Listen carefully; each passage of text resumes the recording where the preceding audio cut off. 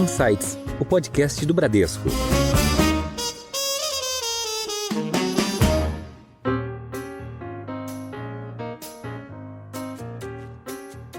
Não dá para imaginar uma empresa ou pessoas que não estão super expostas aos seus dados, à tecnologia, etc.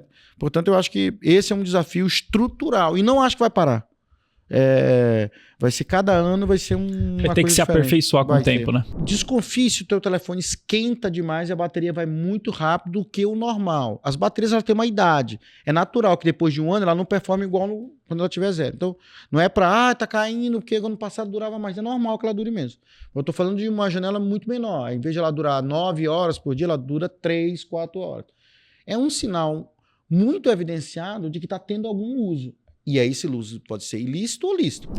Olá, tudo bem?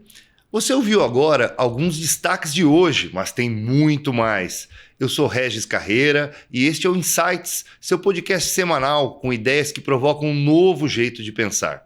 No Insights de hoje, um tema que preocupa muitos brasileiros, que é a segurança cibernética. Além disso, vamos conversar com o executivo que tem como marca a veia empreendedora, Alberto Leite, presidente do Conselho Administrativo do Grupo FS, um dos principais grupos de cibersegurança do país. Alberto, seja muito bem-vindo ao Insights. Obrigado. Espero que o bate-papo aqui a gente possa compartilhar ideias bacanas que as pessoas acabem utilizando aí no seu dia a dia. Sem dúvida. Está conosco também, para esse papo aqui ao meu lado, o head do Bradesco Corporate Tech, William Veloso, que acompanha muito de perto esse mundo. Bem-vindo, William. Obrigado, Regis. Obrigado, Alberto. Um prazer enorme estar com todos vocês aqui. Só para fazer uma introdução rápido do kickoff, Alberto, eu queria que você contasse para a gente um pouquinho da história, da sua história, que tem uma história linda de empreendedorismo, e um pouco da história do Grupo FS Security, grandes números e tudo mais. Prazer. Eu na verdade, assim... Eu sempre tive uma certa veia empreendedora desde pequeno e a gente não entende bem exatamente como é que isso acontece. No meu caso, eu montei um jornalzinho estudantil, eu tinha 12 anos, 13 anos, ganhei um computador, um TK-95, na época era um melhor que se tinha, que tinha outro tipo de interface, não eram as interfaces do Windows e tal. E eu queria muito dividir as ideias com outras pessoas.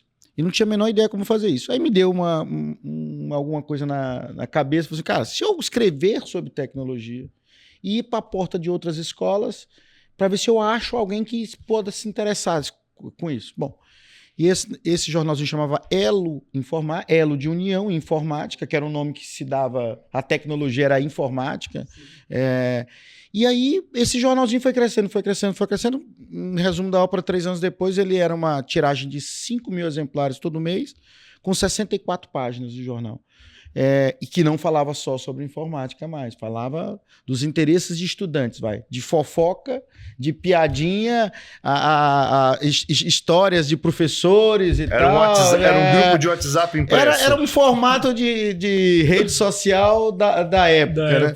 Então, eu sempre tive essa conexão. Quando eu também fui estudar, uma das coisas que eu fazia muito na faculdade era vender computadores e configurar e ensinar a usar os professores e colegas. Era um bicho de 7 cabeças, onde comprar um computador mais barato, como é que eu uso o Windows, como é que eu uso o PowerPoint, como é que eu uso o Word. E eu fazia um kit completo, eu vendia o computador, ensinava ele a trabalhar, configurava tudo, a impressora, deixava tudo ali no pronto. E naquela época já tinha os primeiros ensaios de internet. É claro que as pessoas na época gostavam do negócio da internet, mas a grande maioria se interessava pelo e-mail. Não exatamente pelo esse conteúdo que tem hoje, porque não tinha essa disponibilidade de conteúdo. E a conexão era muito lenta. Você carregar a imagem, vídeo, não dava para carregar naquela época. E aí eu fui trabalhar na Ambev, no momento em que a Ambev passava por um processo de aquisição estava formando a Ambev, melhor dizendo, que basicamente era a Brahma adquirindo a Antártica. Esse era o grande movimento. Sim. E eu cheguei lá mais ou menos nessa época. E fiquei lá um período que foi assim, maravilhoso assim, para aprendizado. A escola da Ambev, sobretudo aquela época, onde o emprego de tecnologia não era alto, mas a disciplina no processo, disciplina em números, disciplina no próprio procedimento era muito forte, me deu uma coisa que eu não tinha, que eu era um cara assim, muito de tecnologia e tal, e aquilo foi uma escola para aprender essa outra coisa da precisão, do processo, do número, da repetição, do valor que tem uma meta, o quanto que aquilo ali é a base das outras coisas. E aquilo foi uma coisa muito bacana para o meu enriquecimento. Embora eu estava jogando fora de posição, não era exatamente ali no meu Vários mundo. tipos de produto. Mas era muito bom para também exercitar um lado comercial meu, de relacionar com pessoas, de criar network, criar amizade, era uma coisa muito importante. E aí privatizou o setor de telecomunicações no Brasil. Eu lembro bem, inclusive, do nome do ministro que liderava esse processo, que era o finado, que Deus o tenha, o Sérgio Mota, o Serjão, no governo do PSDB, do governo Fernando Henrique Cardoso, foi privatizado o setor. E aí veio uma onda de investimento sobre o setor, para basicamente expandir, e na época o jargão que usava, o termo técnico era universalizar o serviço. Todo mundo pudesse ter aquele acesso. E eu fui trabalhar lá. Lá eu já mesclava um pouco de tecnologia e o comercial, assim, eu já jogava nas duas pontas, assim. E lá eu fiz carreira seguindo esse caminho ali de telecomunicações, quando, uma história super curiosa, eu fui passar um final de ano com meu pai, meus pais moram em São Luís, onde eu nasci, e eu já trabalhava por aqui, Rio, Minas Gerais, Brasília, e aí eu fui passar lá o final de ano e fui fazer com ele a ceia de Natal no supermercado, comprar ali para comprar os itens para fazer a ceia. E aí meu pai cruzou com um amigo já de bastante idade, eu tinha uns 80 anos, que queria vender uma indústria de café.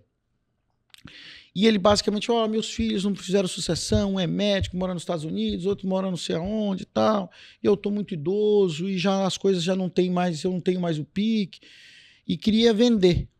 E aí eu fiquei aquela coisa, escutando a conversa deles dois, fiquei com aquela coisa na cabeça, bom, resumo, acho que o dia 8 de janeiro eu tinha comprado esse café, tinha largado minha carreira executiva para empreender, não conhecia absolutamente nada de café, nunca tinha, no máximo, um cafezinho coado.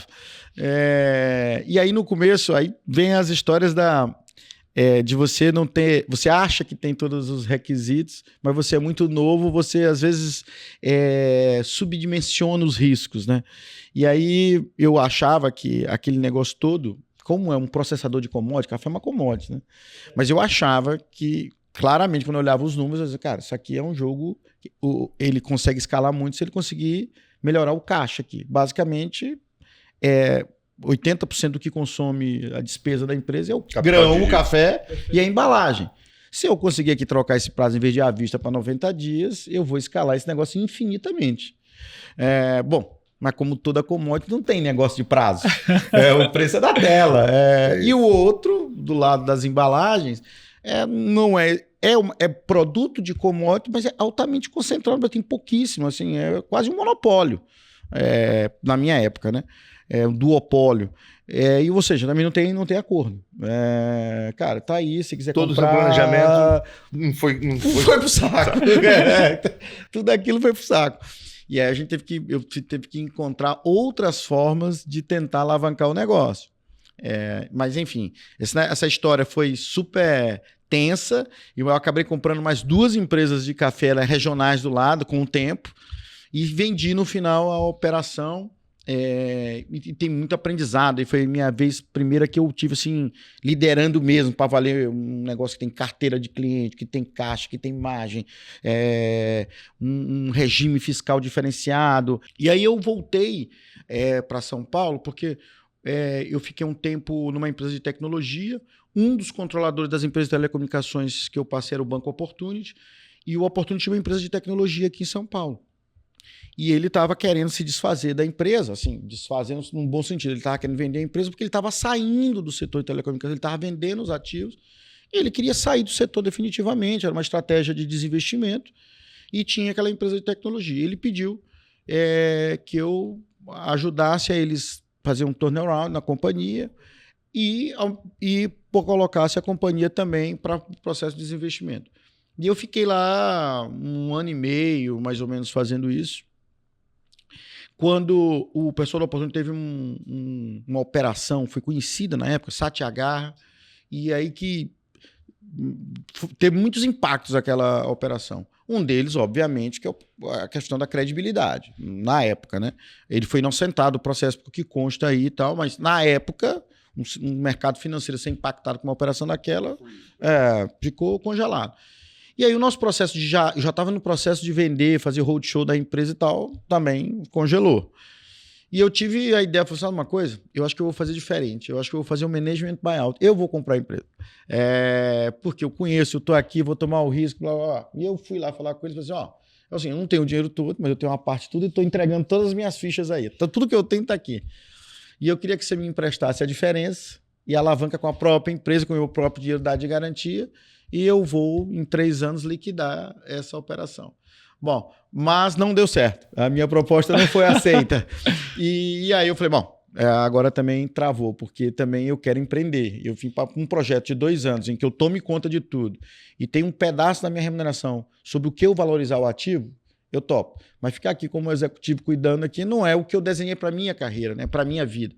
Eu falei, então eu vou sair, vocês indiquem que vocês querem ficar aí e eu vou montar um negócio do zero. E aí, que curioso. Eles ficaram muito preocupados de eu montar um negócio na área deles. E aí me pagaram um dinheiro para não ser concorrente e ficar em casa. Sim. Era o capital para começar a minha empresa. E eu já não ia fazer de qualquer jeito. Falei, bom, você acabou de me financiar, ótimo.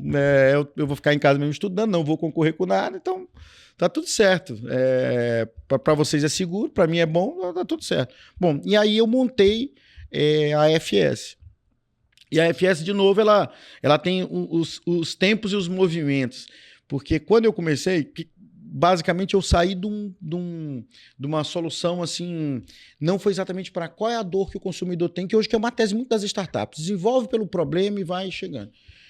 Na época, a minha ideia era, cara, tem um mundo acontecendo no mundo mobile e o pessoal do PC, de cibersegurança, não está vendo. Então, era muito mais uma coisa de oportunidade e de compartilhamento de visão futura do que exatamente se as pessoas estavam precisando. Porque cibersegurança todo mundo precisa. Pois é, independente do device. Imagina você eu não preciso de um cadeado. Você sempre precisa de um cadeado para alguma coisa. Exatamente. Não tem essa. Só que o formato de servir estava todo concentrado na indústria do PC, do computador, do notebook, do servidor. Mas eu, como vim da indústria de telecomunicações, aí vem a história de eu ter trabalhado lá, conhecia pra caramba, eu não tinha a menor dúvida. Se isso ia acontecer, minha dúvida era se ia acontecer em 1 ano, 2 ou 10 ou 20. Como eu acho, a gente vai chegar nesse assunto aqui da inteligência artificial, eu não tenho a menor dúvida. Nós temos que discutir aqui a intensidade, a granularidade, o impacto na vida das pessoas, a absorção das nossas vidas, os efeitos adversos. Mas eu não tinha discussão. Falei que tá todo mundo errado nessa indústria. Quando eu olhei para esse negócio lá, quando eu saí da empresa lá do Opportunity, quando eu olhei esse negócio, cara, tem uma oportunidade aqui enorme. As pessoas vão continuar precisando de cibersegurança, só que isso aqui vai tudo para a mão do celular. Ora, eu vou fazer isso. Eu não vou precisar provar minha tese. A minha tese está dada. Eu só estou discutindo aqui o formato de servir. É o que eu estou discutindo. Eu acredito nesse, não nesse. Bom, mas está muito adiantado, muito atrasado, é o mesmo que está errado. E aí eu esbarrei num problema gravíssimo, que era mão de obra, biblioteca de desenvolvimento para construir aquilo. A própria instabilidade da Apple Store, na época, ela estava na versão 1 dela, ou a iPhone estava na versão 1, o Android estava começando a caminhar, e o Android tinha uma questão, quando ele foi feito, talvez aqui quem aí 2009, 2010 era da área de tecnologia, o Android a arquitetura dele era desafiadora para os desenvolvedores. Porque basicamente a cada 3 meses eles lançavam uma versão nova, 1.1, 1.2, 1.3, toda hora eles estavam melhorando aquilo ali. Mas eles não sobrescreviam para trás, eles deixavam o 1.1 viva. Então quando você chegava na 1.9, só para o Android você tinha 9 versões de software. Escalar aquele negócio era horrível, porque a Android, qual foi o espaço que ela quis ocupar estrategicamente na Apple? Ela falou assim, eu não vou fazer aparelho igual a Apple, eu vou me associar a grandes produtores de aparelhos, Samsung, Nokia, Motorola e tal. E elas tinham que adaptar ao sistema operacional também desses caras. E toda hora elas ficavam melhorando aquilo. Entrou a Motorola, tinha que adaptar uma coisa que não tinha na outra. E também estava aprendendo, a indústria toda aprendendo. Igual não era trivial. E a gente tinha muita dificuldade, e aí em algum momento a gente falou, é o seguinte, nós vamos dar um passo para trás. nós vamos fazer o PC para sobreviver. Então, a gente deu um passo e fez o PC Seguro, que era um produto que a gente mirava para sobreviver. E aí, em algum momento, 1 ou 2 anos depois, o celular abriu, a gente estava meio que pronto para isso, e capturamos toda a linha, a vanguarda disso, e assim a gente foi até 2016, 2017, quando a gente faz uma venda importante para um grupo investidor, e eu praticamente zerei minha posição lá no grupo, fiquei ainda com um pedaço, tal, mas eu saí bastante. E em 2020, quando esse grupo financeiro, esse fundo de investimento, o Carlyle, resolve deixar o Brasil, Pandemia, né? Pandemia ali, ele resolve se fazer desinvestimento das empresas que ele tinha no portfólio. E umas era nossa. Eu recompro tudo. Mas eu entendi que o mundo tinha mudado, aquele modelo de negócio que eu tinha deixado já não valia, não era mais o que era importante para o futuro da companhia. Precisava parar e olhar, redesenhar produto, perfil de pessoas, redesenhar processo, capturar mais inovação e tomar um risco enorme de redesenhar tudo aquilo. E assim a gente fez a partir de 2000 porque o processo com o Carlyle, a gente começou a falar com eles em 20, e a gente conclui no final do ano, e eu comecei a redesenhar a empresa em 21.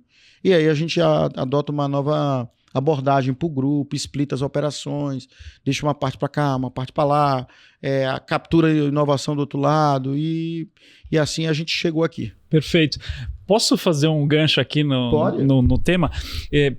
Poxa, aqui primeiro mostra um pouco o seu DNA, né, inovador, né, Alberto? Jornal, a precisão, meta, passou por café, passou pelo Opportunity, teve aí a visão do Android para poder trazer o que a gente tinha no PC para dentro do mobile. Cara, qual que é a importância de inovar para o grupo FS Security, né? Dado que depois desse processo que você teve com a Carlyle, você precisou estruturar a companhia para um novo mundo, um mundo que estava em desenvolvimento, que é o de cibersegurança. Conta um pouquinho para a gente aqui, como que foi esse processo?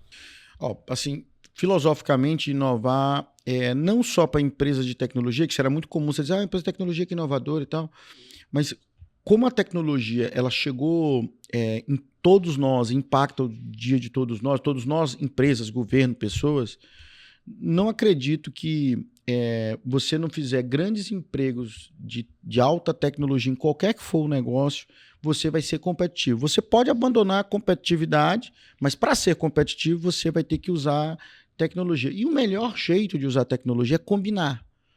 E isso é parte da inovação.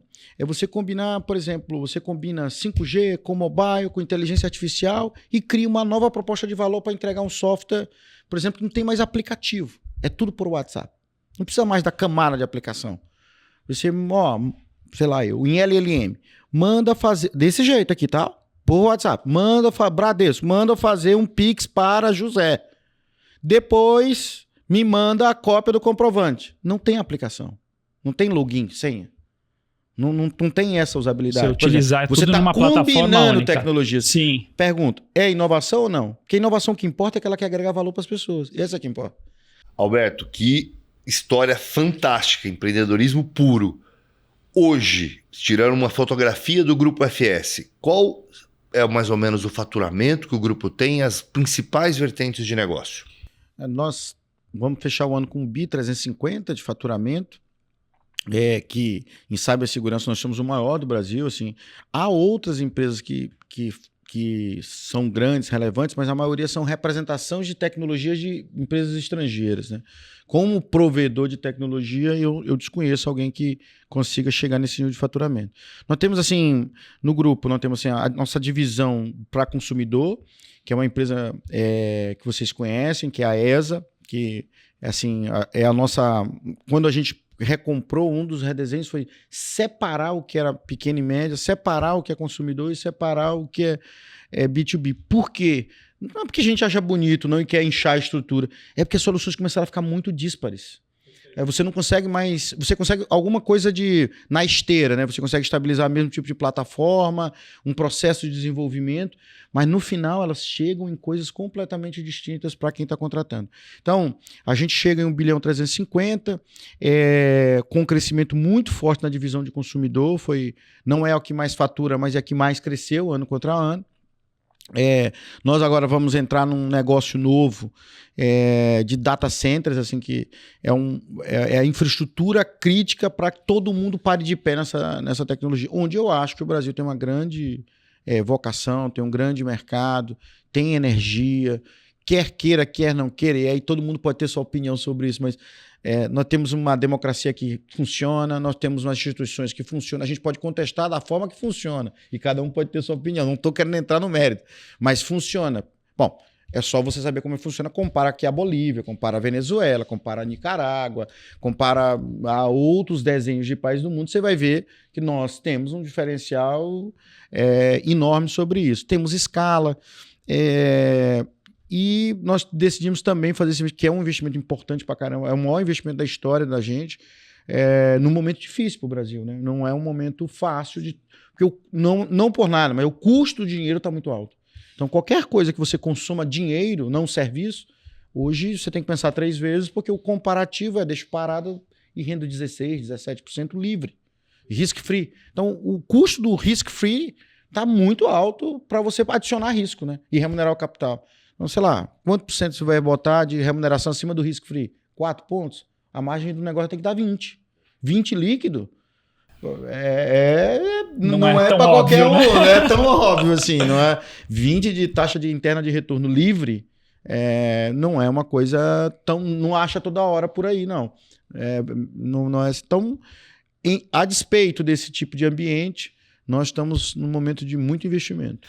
Então, aqui estão criadas as bases para uma conversa que vai falar do momento atual, né? E tudo envolvendo o Grupo FS. Cibersegurança, muita gente fala que dados é o novo petróleo, você ajuda a proteger isso, e você vai falar também de toda essa infraestrutura. Só que antes da gente aprofundar um pouco mais esses 2 temas, cibersegurança e também, né, como disponibilizar comandar, vamos falar um pouquinho, e você, empresário que está sempre conectado, Estados Unidos, Europa, vamos falar um pouquinho do que a gente tem de ambiente mundial hoje relacionado a esse tema de tecnologia, de segurança, de inteligência artificial, chegada do Trump e fatos recentes que estão acontecendo, né? Os chineses estavam fora do jogo, os chineses voltaram para o jogo, então eu queria agora que você contasse um panorama para a gente do que você, super conectado com esse mundo, está vendo do que está acontecendo nesse ecossistema. As empresas de tecnologia nos Estados Unidos largaram na corrida do ouro moderna, que imagino que o dado é o novo petróleo, essa corrida do ouro, corrida do petróleo aí, largaram na frente. Por vários pontos, né? Os Estados Unidos hoje e aí eu acho que pode ter pouca dúvida sobre isso. É o melhor lugar do mundo para se empreender. Um país com o risco que ele tem. Qual lugar do mundo você levanta 50 milhões de dólares com uma ideia e o dono da ideia diz que a chance de dar certo é 1 para 10? E você levanta 50 milhões de dólares. Difícil achar, né, Alberto? Não tem outro país no mundo que você consiga fazer um negócio desse. Então, assim, os Estados Unidos... E aí você tem um parque universitário altamente engajado com o empreendedorismo e com a inovação. Então, as grandes universidades americanas forjaram grandes ideias, grandes empreendedores. É completamente conectado. Então, já põe essa base no mundo. É só você ver a quantidade de chineses que vão fazer MBA nos Estados Unidos, indianos vão fazer lá. Você vê que os Estados Unidos fornece esse conhecimento para todo mundo. Terceiro, você tem hoje já as grandes big techs, sobretudo as ocidentais, as ocidentalizadas, que são as 7 magníficas aí, tão ditas magníficas, elas têm a sua base ali. E são empresas provedoras de muito caixa. São empresas que têm muita margem. Ou seja, a capacidade de CAPEX delas, de investimento delas é enorme. Aí você junta empresas super capitalizadas, altamente rentáveis, com um ambiente altamente posicionado para inovação e você um custo de capital muito barato e abundante. Virou o centro para as atenções para investimento, né? Inteligência artificial onde ela quisesse estar. Sim. Bom, e os chineses, assim, nesse jogo, pelo menos aparente, estavam fora, né? Você não tinha os chineses atuando ali, pelo menos, que chegasse nas pessoas, né? o formato de um chatbot, ou grandes aplicações e tal. Eles são competidores em várias frentes. O Brasil aqui, vários sentem a concorrência pesada, é a mão pesada da inovação chinesa e tal. Mas nessa corrida eles estavam para trás. Nesse último mês de janeiro, a DeepSeek, quando lança, ela colocou uma interrogação na engenharia por trás da inteligência artificial ocidentalizada. Então, grosso número, tá? Ao invés de você fazer um parque de servidor com a infraestrutura para servir grandes maçarocas de dados com 16 mil placas de vídeo, você faz com 2 mil placas de vídeo, alcançando resultados muito próximos. Dito isso, é um ambiente que você tem muito mais dúvida do que resposta nesse momento, porque a cibersegurança, por exemplo, acabou de vazar as senhas, tanto da DeepSeek, não é exatamente assim, o conjunto de chaves de conexão vazou, do Alibaba também vazou. Então, também a gente não sabe exatamente se eles não usaram nenhuma placa da NVIDIA de fato. É um mercado difícil você ter informação e informação de alta qualidade no mercado chinês. Então a gente tem muita pergunta. Mas ainda que não seja tudo isso que estão dizendo, para nós aqui, para as empresas, a notícia maravilhosa é que você pode ter IA muito mais barata do que você tinha antes. Imagina o próprio Bradesco que chega, meu orçamento para IA ano que vem é 100 milhões. Bom, agora com a DeepSeek, com essa engenharia nova, talvez eu consiga fazer por 30. Esses 70 eu vou botar em coisas novas para os consumidores, outros serviços. Perfeito. E aí popularizar isso, melhorar a vida das pessoas, conseguir mais dinheiro para fazer outras coisas, mais em vez de chegar essa tecnologia. Então eu acho que esse é o barato do negócio. Para nós, né? E eu queria pegar exatamente esse gancho, Alberto. Se você pudesse comentar com a gente sobre a DeepSeek, para toda a nossa audiência, a inteligência artificial dos chineses, né? Eles chegaram no mercado com uma proposta de trazer talvez o mesmo tipo de proposta com as informações e dados, mas num custo bem mais interessante aí para qualquer empresa, como o Alberto comentou. Gostaria que você comentasse, Alberto, que tipo de oportunidade que a gente tem com a DeepSeek chegando no mercado, né, como a Alibaba também, e qual tipo de desafio que esse setor tem com riscos, né? A FS Security tem uma visão de cibersegurança incrível. Queria que você mostrasse um pouquinho para a nossa audiência quais são esses pontos. Olha, eu acho que para o cidadão comum, quando você barateia, isso aconteceu em quase todas as tecnologias dos últimos 100 anos. Se eu pegar até antes de 100 anos, e aí eu não tenho dados exatamente, mas quando você inventou a chave de fenda, provavelmente fazer uma chave de fenda era um negócio horroroso. 10 anos depois foi barateando o custo, pôde botar a chave de fenda e o processo de construção foi melhorado. A mesma coisa na aviação, e qualquer tecnologia, celular. Hoje você acessa a tecnologia de uma forma muito mais barata do que há 5 anos atrás. Era no passado, né? Então quando você tem a notícia que você consegue alcançar com um preço menor, para nós significa, para todos os empreendedores, para todas as empresas, significa eu posso fazer muito mais com essa aplicação. Eu acho que tem coisas assim, eu vou entrar no campo da obviedade, mas só para continuar no contexto. Eu acho que na saúde você tem avanços em tratamento e diagnósticos enormes. Se você olhar hoje o próprio chatbot da OpenAI, é impressionante se você botar um exame lá. É impressionante. Hoje ele já consegue interagir reconhecendo também ambientes, né, que tá. Ele dá esse certo contexto. Agora, você imagina a quantidade de doenças que podem ser resolvidas com isso. Imagina a quantidade de pessoas que podem ser diagnosticadas precocemente com isso. E tudo que pode se aplicar a isso. O processo de educação. O que eu uso da minha faculdade hoje no meu dia a dia? Eu não vou dizer que é nada, mas talvez 5%. O dia que eu aprendi a diferença? Aqui toda hora. Acabei de aprender um monte com o DeepSeek. Um monte, assim. Isso tem, sei lá, 7 dias. Pois é. Um monte. O paper deles, inclusive, para quem é curioso, eles soltaram um paper, que é um material científico por trás do DeepSeek. Eles tornaram público esse paper. É muito bom para quem se interessa pela área, quem gosta de arquitetura de dados e tal. É bem legal. E assim, se você olhar o que pode fazer com a tecnologia, eu acho que é uma coisa assim assustadora que nós podemos resolver de grandes problemas e problemas até menores, mas que podem resolver. No ponto de vista de cyber, esse talvez seja o grande desafio desse mundo aí. Porque se você olhar cyber abocanhando a parte de privacidade, ou seja, cyber com um conceito mais ampliado, como é que esses caras processam, assim, de forma de engenharia, né? Eles pegam vários dados que são públicos, fontes de dados que são públicas. Seja uma biblioteca científica, uma universidade, seja Twitter, seja Instagram, ele vai pegando o que está no Google, ele vai indexando aquilo, aí tem modelos matemáticos para ele dar a relevância daquilo e dizer qual é a probabilidade mais óbvia na distribuição, qual é a que está mais aderente àquela tua pergunta. E ele vai combinando zilhões de conteúdos. Bom, e você vai dando para ele contextos, né? Para ele processar melhor, ele vai dando contexto. Porque, do contrário, é Google como a gente conhece. Se você só quer saber quem descobriu o Brasil, vai lá no Google, não precisa ir lá, né? Pagar um aplicativo lá. Agora, eu estou estudando, gostaria de saber mais sobre Pedro Álvares Cabral, pretendo fazer um podcast, queria que você me desse um roteiro. Olha a quantidade de dado que ele está recebendo seu.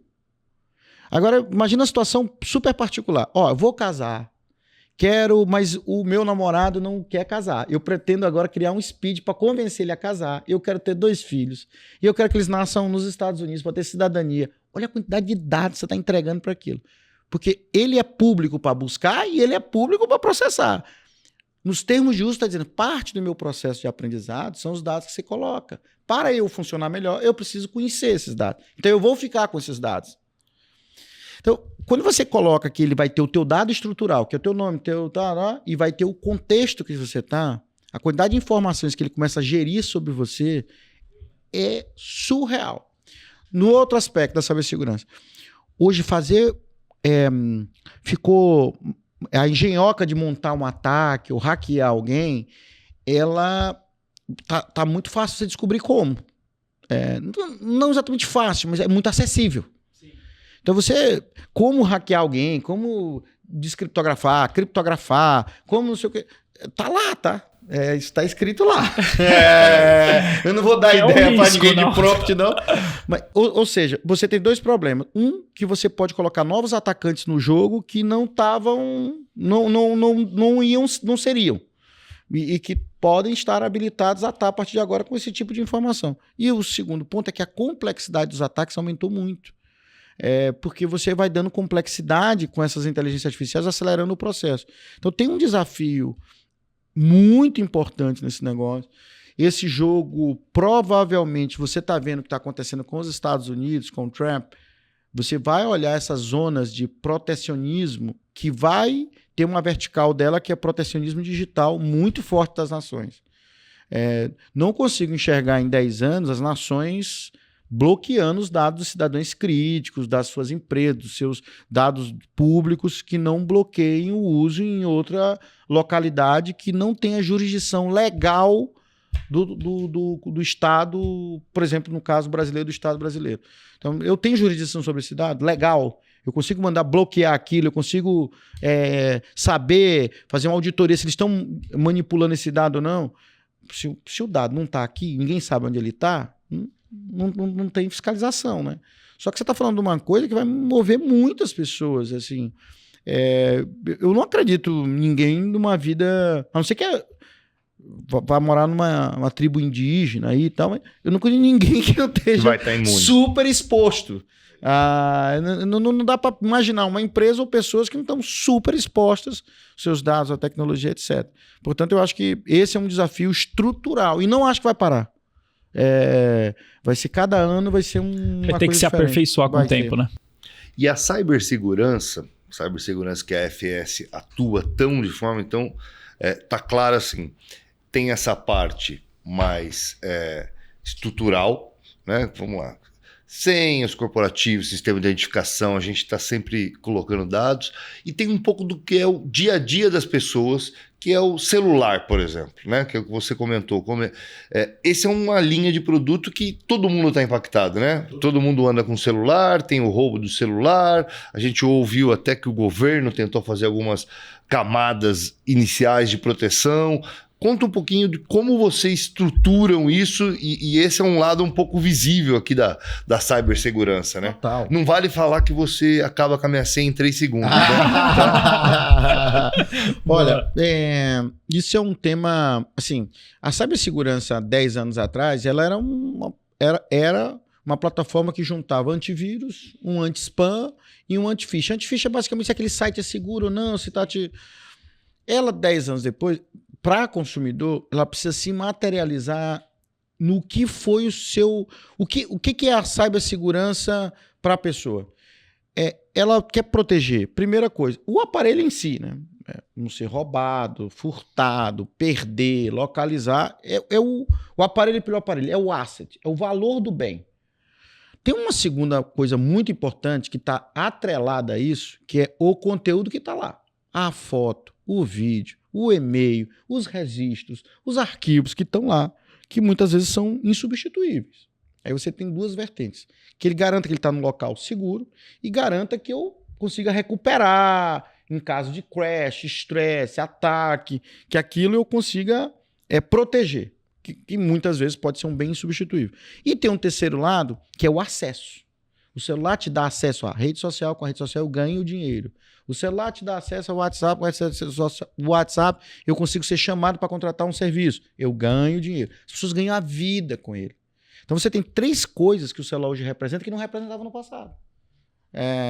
E que a indústria de cibersegurança precisa se dedicar, na nossa visão. Não é uma visão comum no mercado, mas nós achamos que cibersegurança, para você materializar, você precisa atender as 3 dimensões. Então, eu não consigo mais simplesmente, para a nossa visão, ser um antivírus que te proteja se você acessou uma coisa perigosa ou não perigosa, ou eu detecto um arquivo malicioso ali dentro. Se eu não estou preocupado com a integridade física do aparelho. Ou se quem está logando para você no Instagram é você ou não é. Ou no caso de recuperação, como faz. Então a gente tem essa visão expandida desse negócio na ESA, que é a nossa empresa para consumidor. E nós estamos dedicando muito investimento para esse negócio. E aí a complexidade disso é que você junta indústrias que estão meio afastadas. Ou seja, elas não são integradas hoje. Cibersegurança com seguro e uma terceira indústria importante nesse negócio todo, que é a indústria de suporte. Alberto, você estava comentando sobre o TRIPS, se eu pegar aqui um gancho, e sobre o suporte, você consegue comentar para a gente também sobre esse detalhe? Consigo. Na verdade, a indústria de suporte conectada com cyber e conectada com seguros, ela começa a fazer muito sentido, porque um dos processos dolorosos para quem passa por um roubo é saber o que eu faço. Bom, fui roubado no celular, para quem que eu ligo? Como é o BO online? Como é que eu tranco minha conta no banco? Como é que eu recupero no Instagram? Como é que eu faço isso? Como é que eu faço aquilo? Meu Deus do céu. O ladrão vai pegar o meu Uber, vai saber onde eu moro. Vai pegar lá, hackear lá, vai acessar o iFood e vai simplesmente saber onde eu moro, onde eu trabalho, por esses outros apps. E aí dá um desespero. E as pessoas bloqueiam mesmo. Por 2, 3 horas elas não sabem mesmo o que fazer, como fazer, qual o perigo real que ela está enfrentando. Então, como a nossa tese é levar essa cibersegurança de uma forma super ampliada, a gente acha que o suporte, na hora que você der o problema, e você tem ali um passo a passo do que fazer, como tratar, faz parte do estado emocional. Esse estado emocional mais calmo faz parte de cibersegurança.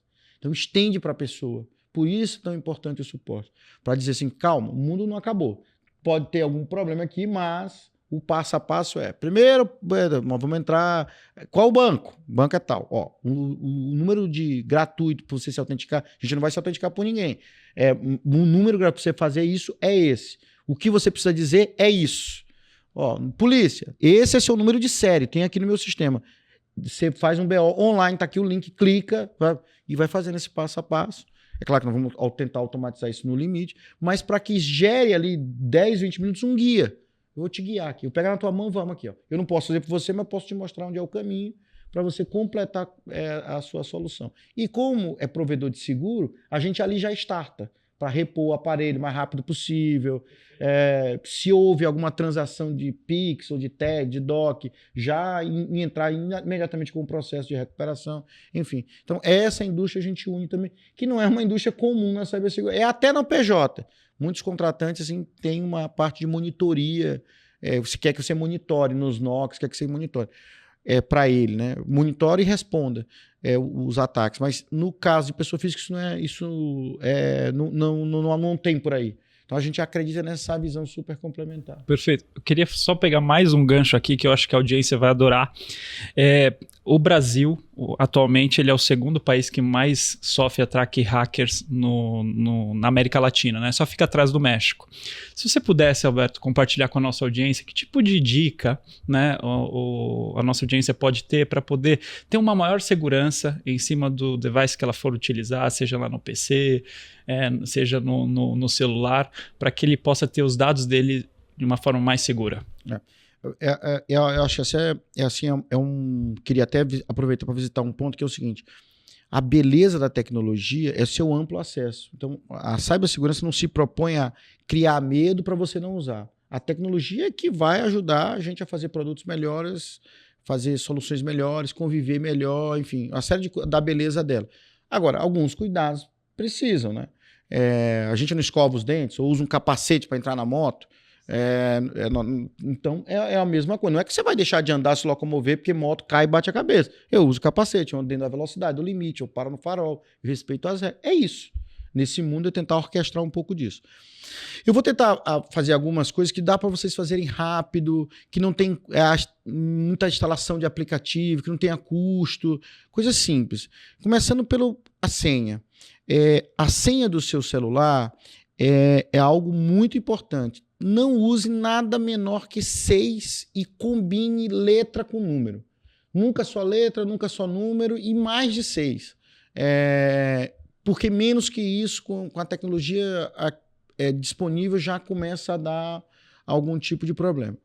O segundo ponto todos nós temos, aí todo mundo tem, eu acredito que 100% tem, série de aplicativos que usam sua câmera, sua localização, usa sua agenda de contatos para te servir um produto melhor. Por exemplo, o iFood, você tem que dar a sua localização para ele poder te entregar a comida onde você quer, senão não tem serviço. O Uber também. Nada contra nenhum dos dois. São ótimas coisas e ajudou demais a sociedade. Mas para que você vai dar sempre a localização? Dá durante o uso. Porque se alguém quebrar lá o Uber, vai te acessar. Não é você que falhou, foram eles que falharam. Então, todas essas autorizações, use com parcimônia e autorize durante o uso, não para sempre. Tem várias formas de você ver como esses aplicativos estão consumindo dados seu, tanto no sistema operacional do Android quanto da Apple, tem lá um relatório de consumo de dados. Você vai ver assim, aplicativos que tem 6 meses você não usa, com um frenesi enorme de dados. Bom, desconfie se o teu telefone esquenta demais e a bateria vai muito rápido do que o normal. As baterias elas têm uma idade. É natural que depois de um ano ela não performe igual quando ela tiver 0. Então, não é para, tá caindo, porque ano passado durava mais. É normal que ela dure menos. Eu estou falando de uma janela muito menor. Em vez de ela durar 9 horas por dia, ela dura 3, 4 horas.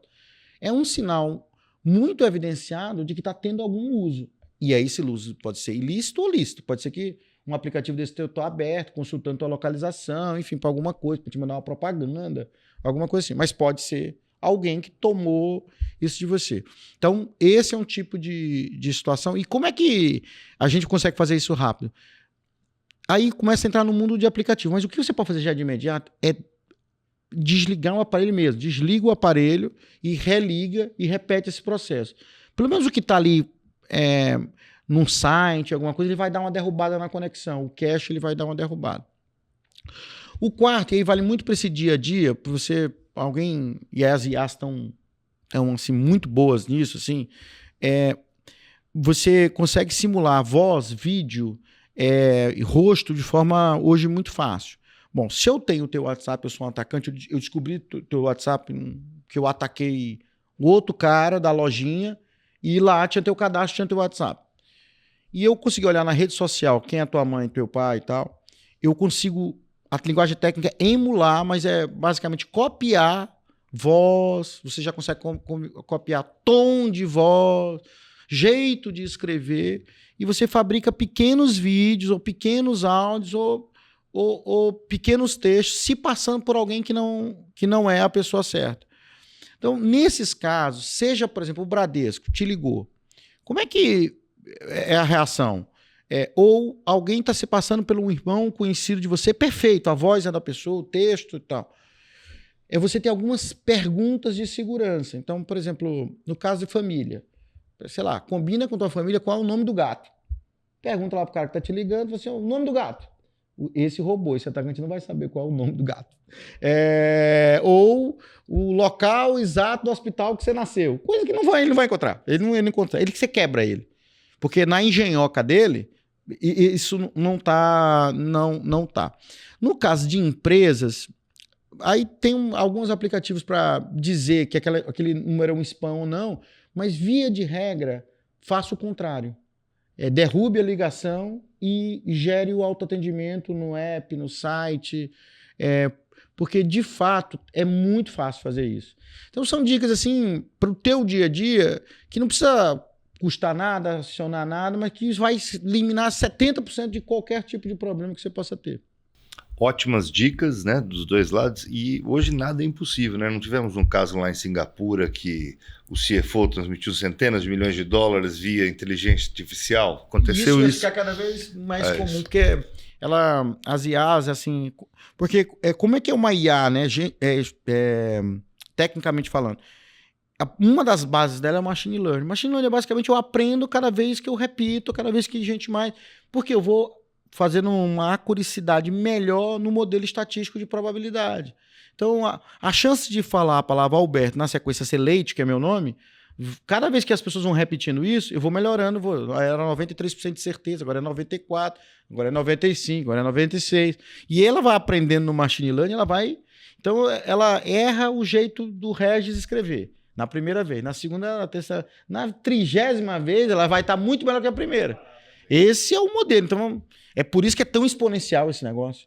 É por isso que a gente pensa muito linear, né? E esse negócio, a curva é muito exponencial. Porque a capacidade dela de aprender é muito grande. Aprender, né? A combinação estatística vai ficando... Porque ela não aprende, assim. Por enquanto, essa capacidade ela não tem. Ela só combina as coisas.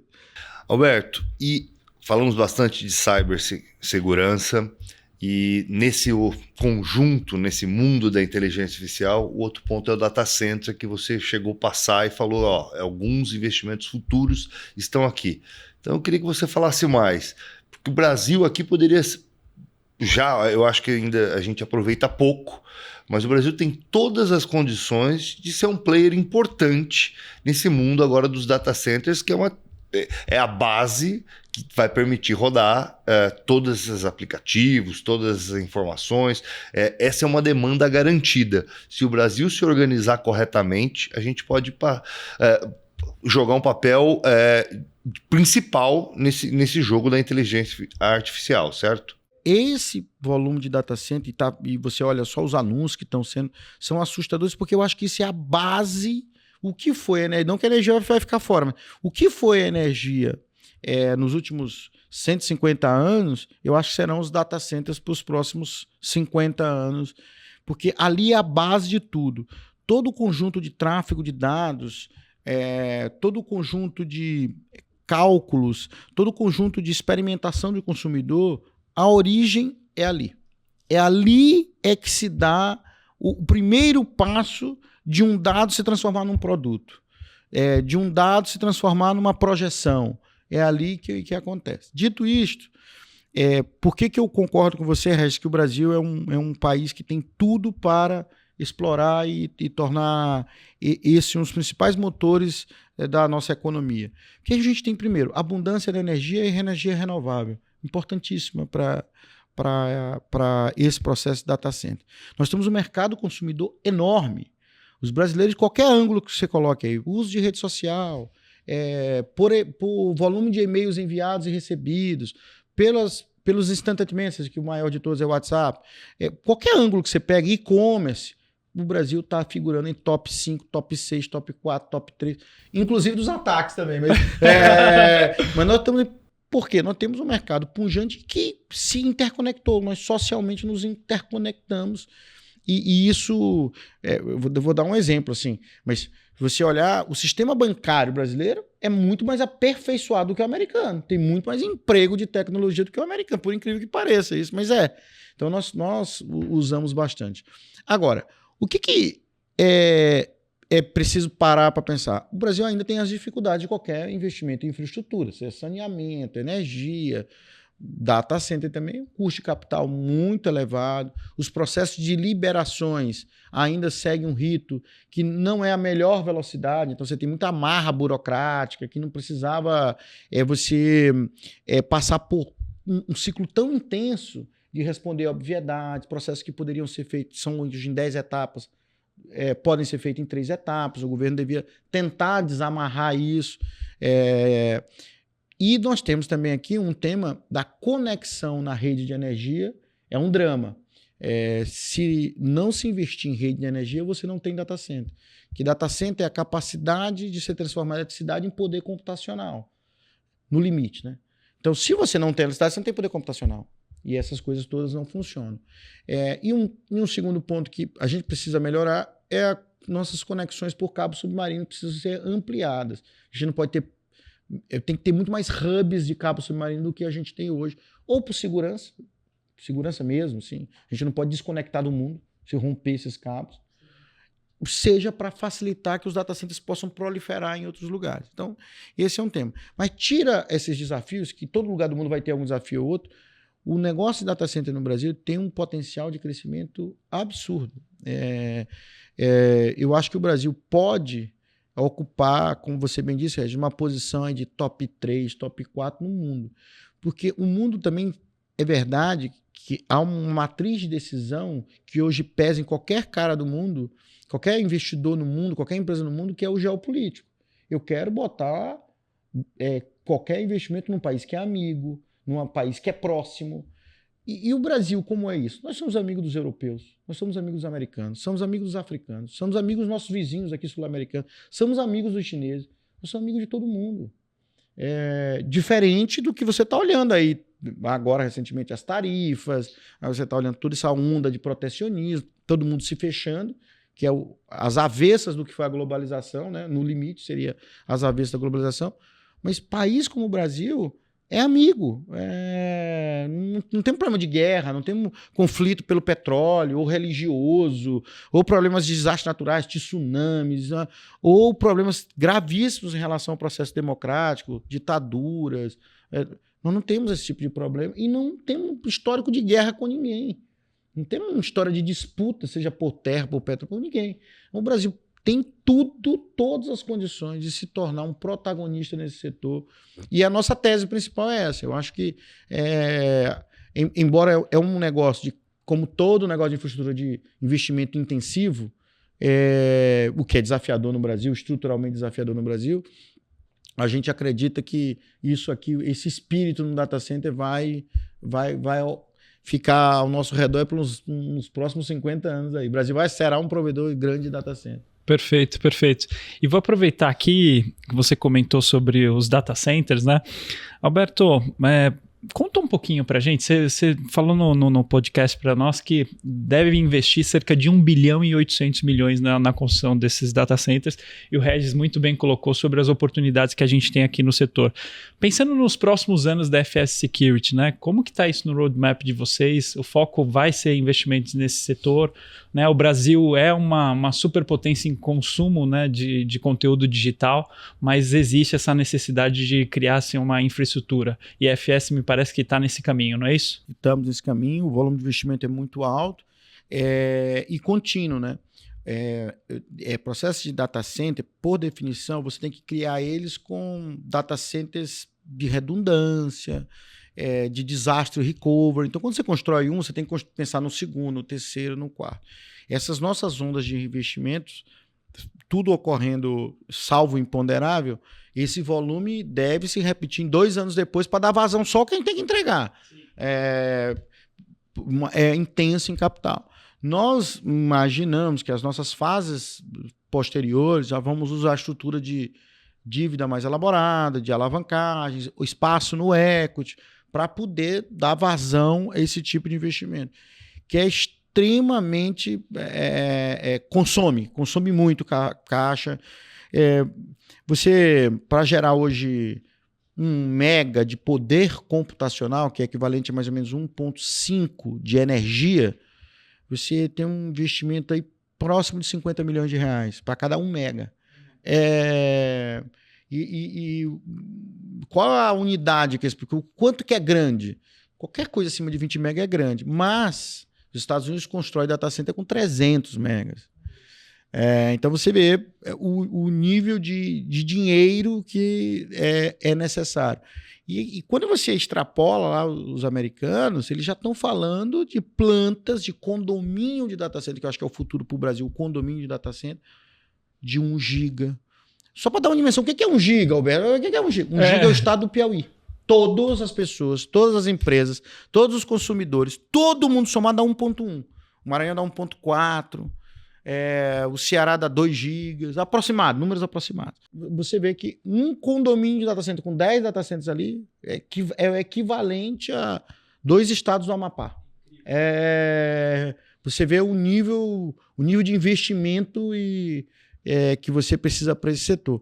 Agora, como é que isso não vai ser intenso no futuro? As empresas e as pessoas só vão usar mais. Você imagina que você vai usar menos tecnologia daqui a 5 anos? Se você estiver educando seu filho com 12 anos, você imagina que ele com 18 vai usar menos do que ele usa hoje? É verdade. Não é possível você achar que é menor. É impossível porque não tá. Nós vamos nos interconectar ainda mais e mais e mais e mais. História fantástica, né, Alberto? Da Elo, do jornal Elo, ao TK85, a uma construção de 100 megas de data center. Powerlands, História realmente fantástica. Muito bem, estamos encerrando a nossa conversa, Alberto, e no Insights a gente tem uma tradição de pedir aos nossos convidados alguma dica cultural, um livro, um filme, uma série, e a gente queria ouvir um pouco o que está na cabeceira, que livro está na cabeceira do Alberto, o que o Alberto tem investido o seu tempo, um pouco desse tempo que sobra do trabalho? Eu tenho dedicado um tempo aos meus negócios core, fazendo muita literatura, mas não de livro, mas de papers, de artigos, sobre esse processo dos data centers e como essa é a dinâmica do mundo. E aí eu tenho um livro que é A Batalha dos Chips, que é um livro que mostra esse tema geopolítico, como ele está se desenrolando e o porquê dessa brigalhada toda. O que está em jogo nesse negócio? O que está em jogo a sociedade vai estar interconectada daqui a 10 anos e estão brigando por quem será o dominante daqui a 10 anos. Então, esse livro é super instigante, o conteúdo é denso, não é um livrão assim, mas é um livro... para quem gosta de tecnologia e quer conectar isso com interesses de nações e como é que o mundo vai estar lá na frente, ou pelo menos uma das visões de mundo, eu recomendo bastante. Eu até fiquei pensando num segundo livro que seria um livro para trabalhar muito uma questão que eu acredito muito, que é a mentalidade. Tudo, na minha opinião, passa pela sua capacidade de mentalizar e como você reage a uma série de circunstâncias que você é exposto. Mas talvez a melhor dica aqui é estude sem parar. Há um nível de inovação de conhecimento no mundo tá desafiando qualquer base que a gente já fez, seja escrita. É desafiador você estar update. É muito desafiador para qualquer pessoa. Então, assim, eu tenho... para complementar meu dia, eu durmo escutando podcast. Porque normalmente é 1 hora, podcast e tal. Mas eu assim, vou ali, eu começo ali, e aí o assunto, e eu uso essa ferramenta que eu acho maravilhosa para aprender, para conhecer, escutar opiniões diferentes. Eu ainda uso muito livro folheado. Mas confesso que a cada ano eu estou usando menos, não porque eu queira, porque você tem que se dedicar muito tempo ao livro, e esse mundo super conectado de super informações, você tem que encontrar jeitos de consumir aquele conteúdo em outros formatos. Eu, por exemplo, recentemente, eu fiz e recomendo quem queira fazer, eu fiz um agente de IA, que a missão dele é resumir uma série de conteúdos por dia para mim, e ele gera também um arquivo em voz, que ele resume aquilo também por áudio, então eu posso escutar no trânsito, eu posso escutar no banheiro, em qualquer lugar, e por escrito. E dali eu me aprofundo. Porque a quantidade de informação é tão grande, que se eu for ler tudo aquilo que eu poderia, o que eu acharia legal para ler, você acaba perdendo muito tempo, porque é coisa repetitiva, coisa que não... Você acha que é uma coisa, na hora é outra, é um clickbait, não é exatamente aquilo. E ele tem essa capacidade de resumir, de forma que eu consigo focar bastante. E esses agentes são muito fáceis de ser feito hoje em dia. Não precisa de conhecimento aprofundado em muita coisa. Basta você conhecer um pouquinho de linguagem de programação, que você aprende isso em qualquer curso online, e dar a missão para o agente, ele vai fazer. No meu caso, ele faz isso. Eu tenho um outro agente que tem a Constituição brasileira. Eu botei lá a Constituição, ele me disse se é constitucional, essa coisa. Claro, carece de revisão, porque o Brasil tem um modelo de jurisprudência muito pesado, e de interpretações das leis, então não é exatamente preto no branco ali, mas eu subi esse agente e eu ponho em qualquer texto, isso é constitucional, qual é o artigo que cita, qual não é. Batalha dos Chips eu li, recomendo mesmo, que além de ser muito interessante, é um thriller, né? Acaba sendo um thriller, é o que você falou, um pouco da disputa geopolítica. William, e você? Qual é o livro de cabeceira? O que está ocupando seus dias? Boa. O livro que eu vou recomendar aqui para nossa audiência é o livro Qual é a Tua Obra, né, do filósofo Mário Sérgio Cortella. Ele traz uma analogia sobre a origem do trabalho, que no passado significava lá em latim, o tripalium significava castigo, né? Para você ressignificar isso e tornar o trabalho uma coisa mais prazerosa, né?